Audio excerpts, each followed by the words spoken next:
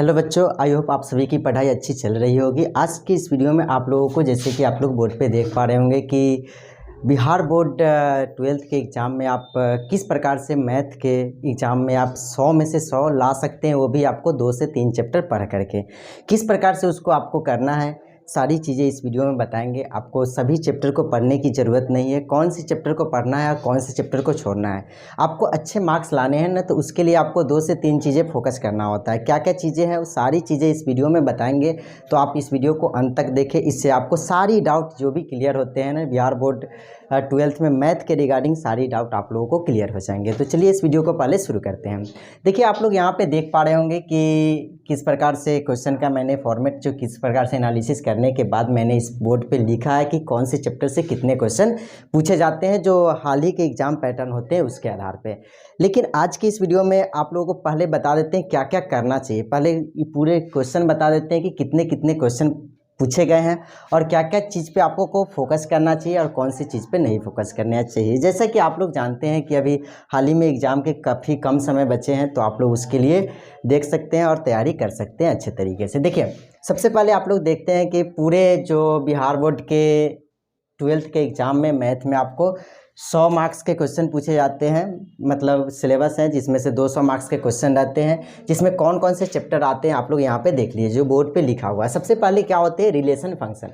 Relation function से अभी देखा गया ट्रेंड जो चल रहा है, 4 नंबर के ऐसे 2023 में क्वेश्चन पूछे गए हैं, लेकिन आप देखेंगे तो 4 से लेकर के 10 के बीच में ही इसमें क्वेश्चन रहते हैं, इससे आगे नहीं रहते हैं। उसके बाद दूसरा आप लोग इन्वर्स ट्रिगोनोमेट्री फंक्शन आते हैं, उसमें आप लोग देखेंगे तो 20 मार्क्स के क्वेश्चन पूछे गए थे। उसके बाद है कि आप यहाँ पे देखेंगे मैट्रिक्स में, तो मैट्रिक्स में आपको 20 मार्क्स के क्वेश्चन पूछे गए थे। उसके बाद देखेंगे डिटर्मिनांट, तो डिटर्मिनांट से आपको 16 मार्क्स के आसपास क्वेश्चन पूछे गए थे। फिर कैलकुलस देखेंगे तो आपको 88 मार्क्स के क्वेश्चन पूछे गए हैं। दोस्तों, इसमें चर्चा करेंगे कि कौन से चैप्टर पे फोकस करना चाहिए, कौन चैप्टर आपको हार्ड लगेगा, कौन सा आपको आसान लगेगा, उस पर भी मैं चर्चा करूंगा। यहाँ पे आप लोग देख रहे हैं 3D ज्योमेट्री। 3D ज्योमेट्री में आपको 15 मार्क्स के क्वेश्चन पूछे जाते हैं। 3D ज्योमेट्री मतलब 3 डायमेंशनल ज्योमेट्री में वेक्टर से आपको 20 मार्क्स के क्वेश्चन पूछे जाते हैं और एग्जाम में। और यहाँ पे प्रोबेबिलिटी से आपको 10 मार्क्स के और LPP प्रोग्रामिंग से आपको 7 मार्क्स के क्वेश्चन पूछे जाते हैं। तो उम्मीद करता हूँ ये आपको एग्जाम पैटर्न जो पूछे गए हैं वो आपको समझ में आया होगा। इसके बाद है ना कि अब मैं बात करता हूँ इस पे कि किस प्रकार से आपको इस कौन से चैप्टर पे फोकस करना चाहिए, कौन से चैप्टर पे नहीं फोकस करना चाहिए। जैसे कि मैं बताऊं आपको, कैलकुलस आप लोग देख पा रहे होंगे कि एक चैप्टर कैलकुलस है। अगर कैलकुलस पूरा कर लिया जाए तो 88 मार्क्स के तो आपको केवल कैलकुलस आ जाते हैं। तो आपको एक चैप्टर ये हो गए। उसके बाद 100 नंबर में 100 में 100 लाना है, तो आपको यहाँ पे काफ़ी ईजी हो जाते हैं। दूसरी चीज़ें, आपको अगर inverse trigonometry function 2 chapter clear करेंगे तो कितने होते हैं आप देख लीजिए। देख करके आपको कितना होगा, 100 मतलब 88 और 20 कितना होता है, 108 के आसपास सीधे, मतलब 2 चैप्टर से ही। लेकिन आपको जो कैलकुलस है जो आपको इतना आसान नहीं लगेंगे, लेकिन इसलिए अगर ये चैप्टर अगर नहीं भी, इसको तो छोड़ नहीं सकते, क्योंकि इस दोनों चैप्टर को छोड़ेंगे तो आपको ये चैप्टर क्लियर नहीं होगा, तो ये चैप्टर क्लियर हो नहीं सकता, क्योंकि ये दोनों चैप्टर एक दूसरे से कनेक्ट होते हैं। तो आपको ये दोनों चैप्टर अगर क्लियर करते तो यही 2 चैप्टर एक चीज़ें एक अच्छे से अगर कंसेप्ट क्लियर हो जाए ना, तो पूरे आप 100 में आउट ऑफ 100 ला सकते हैं। एक भी मार्क्स, आपको जब पता है कि मैथ में एक भी मार्क्स नहीं कटते हैं, तो आपको ये पूरे आ सकते हैं। दूसरी चीज़ें आप यहाँ पे देखेंगे तो आपको रिलेशन फंक्शन थोड़ा पढ़ना ज़्यादा है, दिमाग लगाना ज़्यादा है, लेकिन पूछते जाते हैं कितने क्वेश्चन को, 4 नंबर के। आपको सबसे पहले बच्चे को ये पता होना चाहिए कौन से चैप्टर पढ़ना है और कौन से चैप्टर छोड़ना है। ऐसा क्या करते हैं ना, एग्जाम से पहले बच्चे जैसे 3-4 महीने पहले क्या होते हैं ना, चाहते हैं कि हम पूरा पढ़ेंगे तब मुझे पूरा मार्क्स आएगा। ऐसा नहीं होना चाहिए कभी भी। आपको एग्जाम से पहले क्या क्या चीज़ पे फोकस करना चाहिए मैं लिख दे रहा हूँ। पहली चीज़ें आपको ध्यान रखना है कि पहले तो क्या है, आपको प्रीवियस ईयर क्वेश्चन मैथ के लिए या किसी भी एग्जाम के लिए आपको प्रीवियस ईयर क्वेश्चन को देखना है। प्रीवियस ईयर क्वेश्चन को पिछले साल का कम से कम 5 साल को आपको बनाना है। हर एक उसी टाइप के आप देखेंगे मैथ के एग्जाम पैटर्न ना, तो हर साल जो एग्जाम होता है ना उसको सेम लेवल का रहता है। कुछ भी आपको पैटर्न चेंज नहीं किए जाते हैं, केवल उसका अंक चेंज कर दिए जाते हैं और डायरेक्ट उसको क्वेश्चन को उसमें डाल दिए जाते हैं। तो इसलिए आपको क्या करना है ना, उसको पहले प्रीवियस ईयर क्वेश्चन को देखना है और क्वेश्चन को उसी के आधार पे आपको 2 से 3 महीने है ना प्रैक्टिस करना है। एक्स्ट्रा हार्ड क्वेश्चन पे आपको जाना ही नहीं है। आप बोर्ड के एग्ज़ाम की तैयारी कर रहे हैं तो बोर्ड के एग्ज़ाम में कभी भी हार्ड क्वेश्चन नहीं पूछेंगे।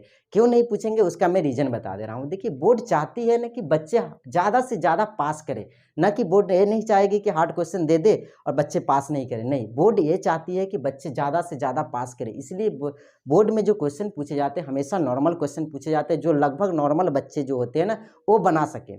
और जो अच्छा बच्चे होते हैं वो तो 100 में 100 लाते हैं, क्योंकि वो चाहता है कि बोर्ड की अधिक से अधिक बच्चे पास करें। देखिए यहाँ पे तो आपको प्रीवियस ईयर क्वेश्चन देखना है और प्रीवियस ईयर क्वेश्चन के आधार पे है ना कि पूरे 2 से 3 महीने है ना उसी के आधार पे ही क्वेश्चन को प्रैक्टिस करना है, ना कि हार्ड क्वेश्चन में इन्वॉल्व हो जाना है। अगर हार्ड क्वेश्चन में इन्वॉल्व होते हैं ना तो आपको क्या होंगे ना कि एग्जाम में मार्क्स तो आप जो मैं क्या बताया आउट ऑफ 100 आउट नहीं आ पाएंगे, क्योंकि आप हार्ड क्वेश्चन पे फोकस करेंगे। वहाँ पे आएगा लो क्वेश्चन आने के बाद है क्या वहाँ पे आप मिस्टेक कर लेंगे। तो आप यहाँ पे देख पा रहे होंगे सबसे इजी आपको क्या लगेगा, मैट्रिक्स से आप देखिए 20 नंबर का क्वेश्चन पूछेगा। उसके बाद डिटरमिनेंट, ये दोनों आपको चैप्टर काफ़ी इजी लगेंगे। उसके बाद आप यहाँ पे देखेंगे तो वेक्टर भी थोड़ा आसान लगेंगे। इनवर्स ट्रिगोनोमेट्री फंक्शन ये भी इजी लगेंगे। तो आपको कोई 2 से 3 चैप्टर आप फोकस करते हैं ना तब जा करके आपको आराम से, अगर मान लिया आपको ये क्या होते हैं ना कि कैलकुलस अगर एक फोकस कर लिए अच्छे से और एक कोई 2 चैप्टर कोई फोकस कर लेते तो आपको क्या होंगे 100 मार्क्स आराम से आ जाएंगे, 100 में 100। तो इसीलिए आपको क्या करना है उसी के आधार पे तैयारी करना है, जिससे क्या होंगे ना कि आपको एग्ज़ाम में अच्छे मार्क्स आ जाए। ना कि बच्चे क्या करते हैं ना कि मैं फिर से एक बार रिपीट करता हूँ कि बच्चे एग्ज़ाम के समय है ना कि चाहते हैं कि मैं पूरे बुक का रिवीजन करूँ शुरुआत से, नहीं बल्कि आपको एग्ज़ाम से 2 से 3 महीने पहले आपको प्रीवियस ईयर 2 महीने पहले तो फिक्स है कि प्रीवियस ईयर क्वेश्चन के आधार पर ही क्वेश्चन, पहले तो 10 साल के आपके पास प्रीवियस ईयर क्वेश्चन है तो उसको बना ही लेना है। उसके बाद उसी के आधार पे आपको क्वेश्चन को प्रैक्टिस करते रहना है।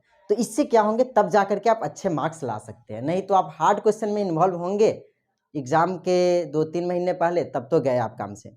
अच्छे मार्क्स नहीं आएँगे, मतलब 100 में 100 तो चांस कम ही रहता है, और नहीं तो ठीक-ठाक के मार्क्स आ सकते हैं, ऐसा नहीं है हार्ड पे जाएँगे। तो इसलिए आपको एग्ज़ाम से पहले आपको एक normal question previous year question के आधार पे ही देखना है। उम्मीद करता हूँ ये छोटी सी वीडियो आप लोगों को पसंद आया होगा, तो अपने दोस्त को हेल्प करें, जिससे क्या होगा